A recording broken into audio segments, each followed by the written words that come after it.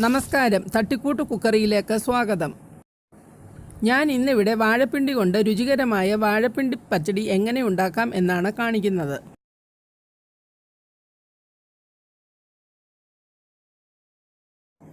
അതിനെന്തൊക്കെ സാധനങ്ങൾ വേണമെന്ന് നോക്കാം. പിണ്ടി ചെറുതായി അരിഞ്ഞത് 1 കപ്പ് എടുത്തിട്ടുണ്ട്. പിണ്ടി വട്ടത്തിലരിഞ്ഞ് അതിൻ്റെ നൂലൊക്കെ നീക്കം ചെയ്ത ശേഷം ആണ് ചെറുതായിട്ട് ഇങ്ങനെ അരിഞ്ഞു വെച്ചിരിക്കുന്നത്. 1/2 ടീസ്പൂൺ ജീരകപ്പൊടി, 1/4 ടീസ്പൂൺ കടുക്, 1/4 കപ്പ് തേങ്ങ തിരുമ്മിയത്, 1 ടീസ്പൂൺ ഉപ്പ്, 4 പച്ചമുളക് രണ്ടായി കീറിയത്,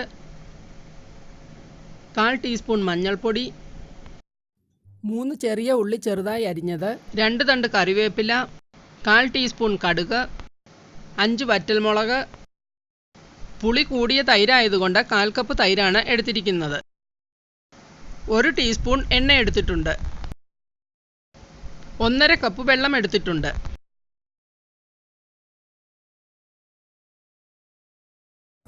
ഇനി അരിഞ്ഞു വെച്ചിരിക്കുന്ന പിണ്ടി കഷ്ണങ്ങൾ വേവിച്ചെടുക്കാം. അതിനായി ഒരു പാത്രത്തിലേക്ക് അരിഞ്ഞു വെച്ചിരിക്കുന്ന കഷ്ണങ്ങൾ ഇട്ടുകൊടുക്കാം. 1/2 കപ്പ് വെള്ളം ഒഴിച്ചു കൊടുക്കാം. 1 കപ്പ് കഷ്ണത്തിന് 1/2 കപ്പ് വെള്ളം ഒഴിച്ചു കൊടുക്കണം. പിളർന്നു വെച്ചിരിക്കുന്ന പച്ചമുളക് ഇട്ട് കൊടുക്കാം. എടുത്തു വെച്ചിരിക്കുന്ന ഉപ്പും മഞ്ഞൾപ്പൊടിയും ഇട്ട് കൊടുക്കാം.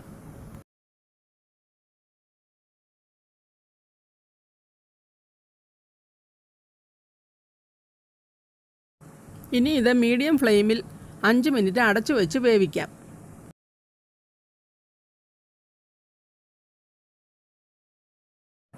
ഇനി നമുക്ക് അരപ്പ് തയ്യാറാക്കാം. ഒരു മിക്സിയുടെ ജാർ എടുത്ത് അതിലേക്ക് തേങ്ങയും ജീരകവും കടുകും കൂടി ഇട്ട് നന്നായിട്ട് അരച്ചെടുക്കുക. ജീരകപ്പൊടി ആയതുകൊണ്ട് ഞാനിവിടെ 1/2 ടീസ്പൂൺ എടുത്തിട്ടുണ്ട്. മുഴുവൻ ജീരകമാണ് എടുക്കുന്നതെങ്കിൽ 1/4 ടീസ്പൂൺ എടുത്താൽ മതിയാകും.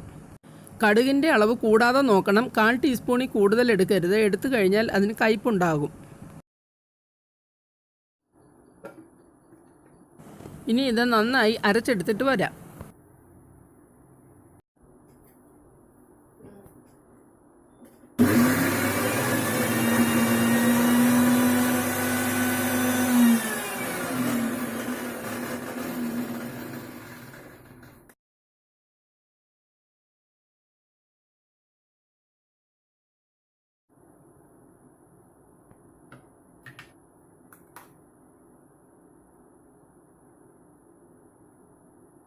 തേങ്ങ നന്നായിട്ട് അരച്ചെടുത്തിട്ടുണ്ട്.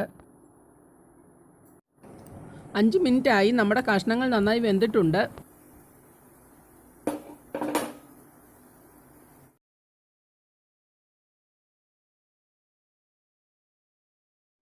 ഇനി അരപ്പ് ചേർത്ത് കൊടുക്കാം.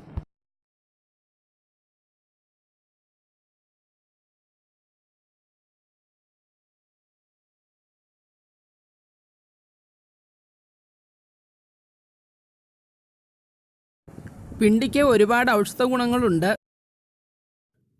നന്നായിട്ട് ഫൈബർ അടങ്ങിയ ഒരു വെജിറ്റബിളാണിത്.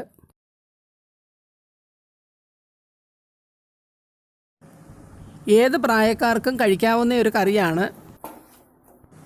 ഡയബറ്റീസും കൊളസ്ട്രോളും ഒക്കെ ഉള്ളവർക്ക് ഇത് ഏറ്റവും നല്ലൊരു കറിയാണ്. അങ്ങനെയുള്ളവർ ഞാനിവിടെ പറഞ്ഞിരിക്കുന്ന തേങ്ങയുടെ അളവിനെ മാക്സിമം കുറച്ചുപയോഗിക്കുക. പാട നീക്കിയ പാലുകൊണ്ടുള്ള തൈര് വേണം ഉപയോഗിക്കാൻ. നന്നായിട്ട് ഇളക്കി അരപ്പൊന്ന് ചൂടാക്കി കൊടുക്കാം. അരപ്പിട്ട് തിളപ്പിക്കരുത്. ഇനി ഇത് തണുക്കാൻ വയ്ക്കാം. കറിയുടെ ചൂട് കുറഞ്ഞിട്ട് വേണം അതിൽ തൈര് ചേർത്തിളക്കാൻ. അപ്പോഴേക്കും നമുക്ക് കടുക് വറുത്തെടുക്കാം.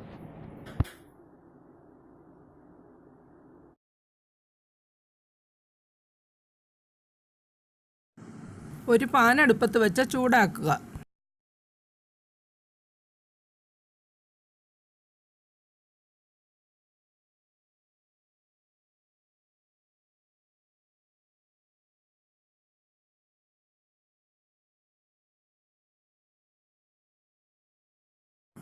അതിലേക്ക് എണ്ണ ഒഴിച്ച് ചൂടാക്കുക.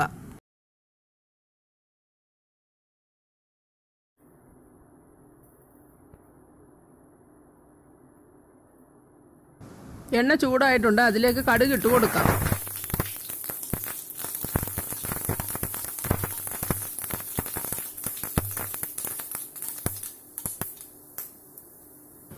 ചെറിയ ഉള്ളി അരിഞ്ഞത് ഇട്ട് കൊടുക്കാം.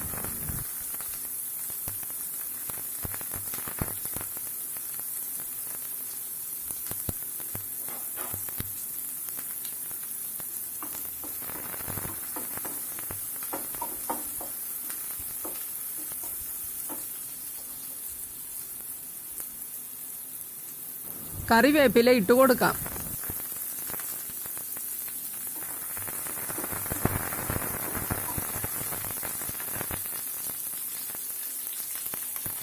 വറ്റൽമുളക് ചെറിയ കഷ്ണങ്ങളാക്കി ഇട്ട് കൊടുക്കാം.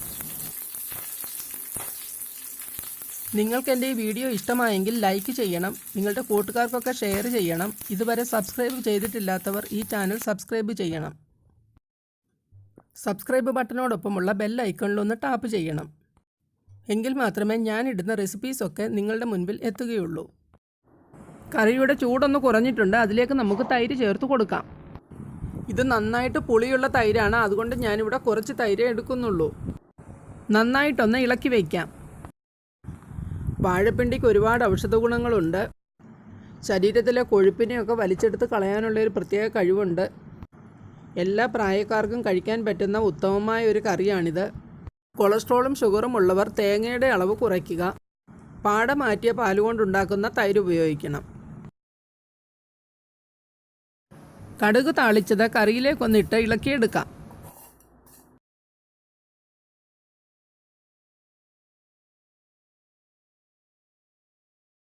നമ്മുടെ രുചികരമായ വാഴപ്പിണ്ടി പച്ചടി തയ്യാറായിട്ടുണ്ട്.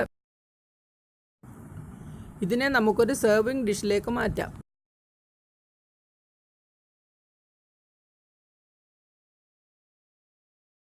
എല്ലാവരും ഇത് ഉണ്ടാക്കി നോക്കണം. നിങ്ങളുടെ അഭിപ്രായങ്ങളും നിർദ്ദേശങ്ങളും കമൻറ്റ് ബോക്സിൽ അറിയിക്കണം.